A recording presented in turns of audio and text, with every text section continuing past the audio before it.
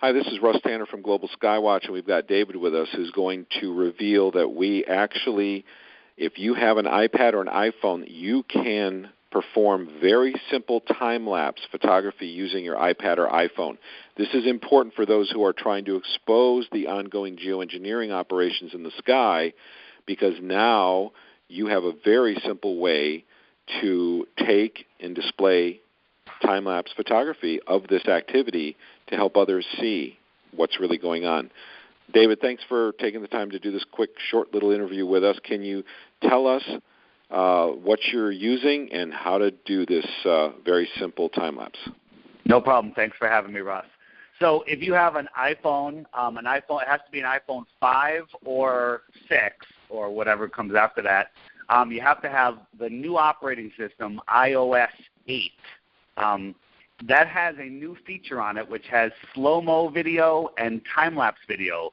So if you go to your camera, open up your camera, and the same way you slide between video and photo, you can now slide to the left and go to slow-mo and time-lapse. Slow-mo is different. If you do slow-mo, it's going to use up all your data really fast, all of your memory really fast. But if you do time-lapse, it films at a very slow frame rate.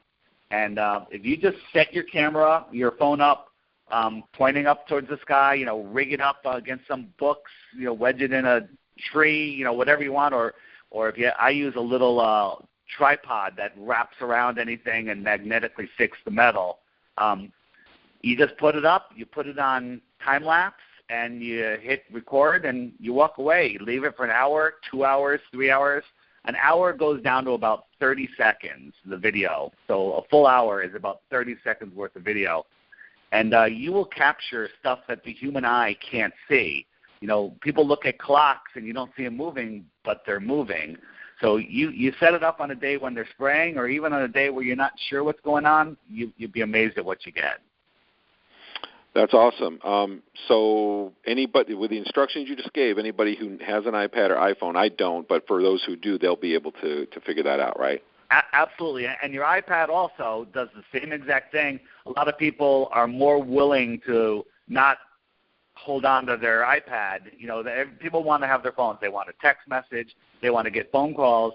But if you are working from home or, home on the weekend or whatever, you can set your iPad up. And if it's in Wi-Fi, a lot of you don't know this yet, but if you're upgraded to the latest operating system and you're using Macs, you can answer your phone and reply to text messages on your computer, therefore freeing up your iPhone for this very important time lapse. I also recommend, if possible, to put your phone on airplane mode so it doesn't get interrupted with a phone call. I don't believe phone calls will stop the time lapse, but I'm always afraid that it will. So I just put mine on airplane mode and use the computer to do what I need to do on the phone.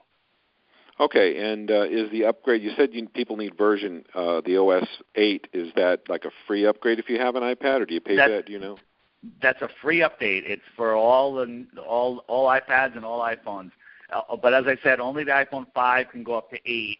The 4 and below only can update to 7, and that does not have the feature. So most people that have iPhones, or a lot of people have 5s, and now more people are getting 6s. The time lapse is amazing. I took my first this morning, and I got a excellent series, and it's really waking up a lot of people. It's actually kept me busy all day. People asking me questions, what's going on. Now, do you show people the video you've taken right on the phone, or do you download it to your computer, or do both? I take it right from the phone, and I upload it to Facebook first. Then I take it into my editing software, into iMovie or whatever you use if you make movies, and I actually put some subtitles on it. And I just basically use the video to say, look, this is happening. Go to geoengineeringwatch.org and do some research, because it's hard to get people to go to the website when they don't believe what they're seeing. But when you watch, 2 hours, 3 hours, 4 hours compressed into a minute or two, it really makes a light bulb go off in a lot of people's heads and helps wake them up. I'm very excited about having this ability. This is really cool, because I actually had an article I wrote several years ago to try to help people to do time lapse, because it's really not simple or cheap. It was pretty complicated before, but this is really great. One quick question: Does the battery hold up that long, or do you need to have it on a power supply?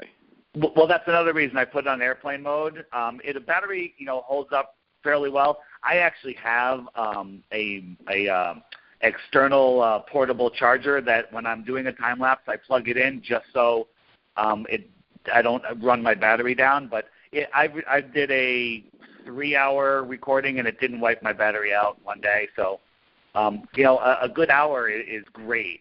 So. If you have an external power source, that you can plug into it, go for it. If not, don't worry about it.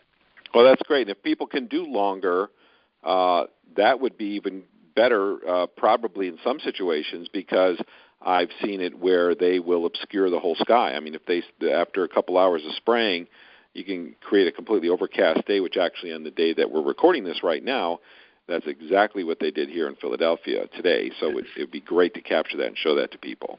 Hey, absolutely. The longer, the better, because you can always edit it down, speed it up, or whatever. But, you only have so much time. But, an hour or more is an hour, I would say, is the minimum you want to do it for. Yeah, that sounds good. Now, one last question. Is it easy to get the video off the iPhone or iPad onto your computer so you can send it up to your Dropbox or somewhere else? It's simple, it's easy, and it's free. Just plug your phone into your computer, drag the file off or whatever, depending on your PC or Mac. It just loads up like your regular pictures, and then you upload it to YouTube, post links around, put it in Dropbox, share it with Russ, get it out, let people see it. Let's get these videos all over the place, and people will start asking questions that have no idea. Excellent. Yeah, and I want to encourage people, if you do take some and you have no place to put it or you don't know what to do with it, send an email, put it up on a Dropbox or FTP it up to a server, or store it on your hard drive and contact me at russ@globalskywatch.com, and I'll be happy to help you get it out there or to post it on our site so we can let people see it. All right. Anything else, Dave, that people need to know, or is that about it? No, that's it. It's simple to do, and everyone should start doing it. Awesome. Okay. Thanks for taking the time to chat with us today. This is Russ Tanner from globalskywatch.com. We hope that you'll go out and make some time-lapse video and convince the world that this is really going on. You're living in a time like no other, and people need to know about this. So thanks, everyone. We'll talk to you again soon.